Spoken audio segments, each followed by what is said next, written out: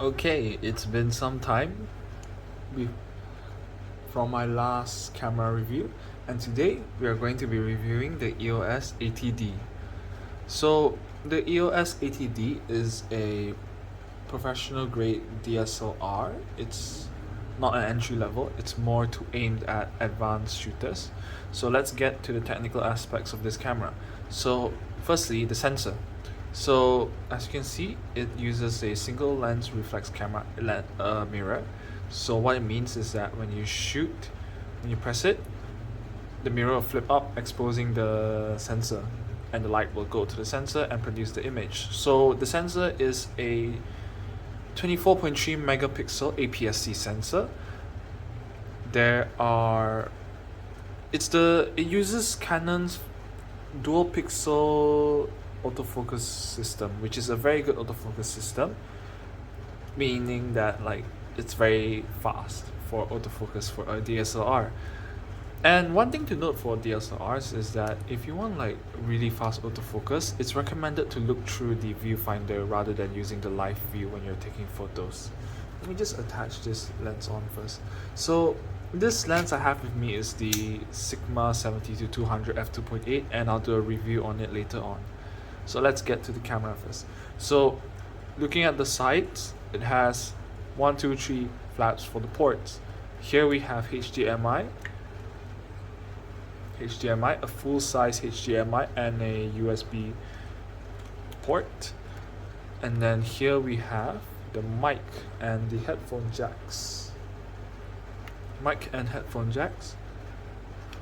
Really useful if you're using it for videography. Here we have a multi-port. Okay, on the other side, this is where you keep your SD card. So yeah, the 80D uses SD card. You can only store one. Okay, now looking at the bottom, here we have this is where you keep your batteries.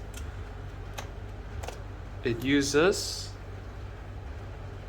LPE6 batteries. And then now let's look at the buttons. So regretfully, this ATDs do not come with a joystick, which is something I've come to enjoy a lot in cameras. It's such a shame they didn't put it in like most of cameras, because I just find it very helpful when you're looking through the viewfinder and you want to adjust the focus around. Well, actually, not for DSLRs you can't do that, but joysticks are always very helpful in my opinion. And here, I don't know why is it not clear. Okay, so here you have the metering mode button, the ISO button, the drive, and the autofocus button. So if you want to change your autofocus, like you want to change the points, you can press here. You want to change it to like single shot, AI servo, which is basically Canon's version of continuous autofocus. You can press here. Continuous or single shot, press here. ISO, you can change your metering here. And here you can have the focus. I think this is for the focus points, where you want your focus points to be. And then here we have another button for like the focus points, and it's also a zoom in button for like when you want to do manual focus and you want to zoom in more towards your subject, so you can get like a more clearer detail on whether your subject is in focus. And then here you have this button here for to switch between viewfinder and live mode, and here you have this switch to switch between photography and videography. Here we have this dial here. This button is for if you want to review your images, and let's turn it on first. The on-off switch is over here, and here we have the Q. Q is basically quick menu. You can use this to get through your to edit your settings directly through the screen. And then here we have the menu. You can use this to access your settings.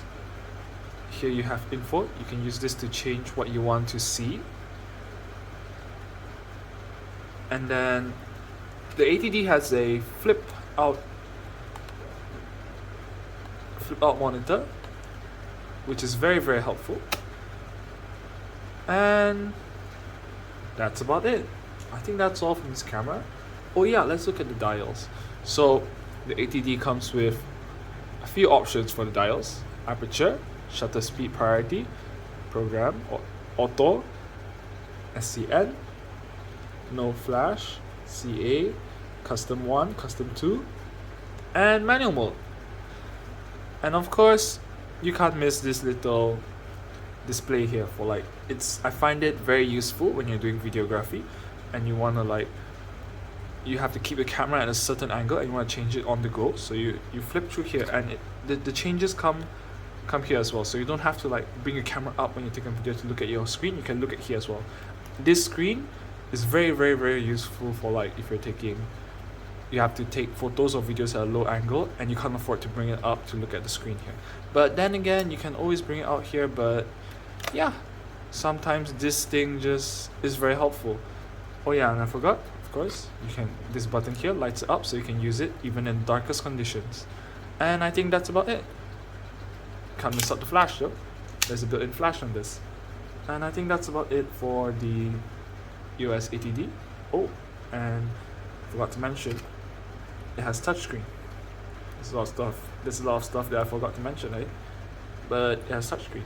There's some images that I took on it with the 70-200. But of course, I'll show you a better image on my laptop when I start editing it. And I think that's about it for this camera. Stay tuned for the Sigma 70-200 APO OS lens review.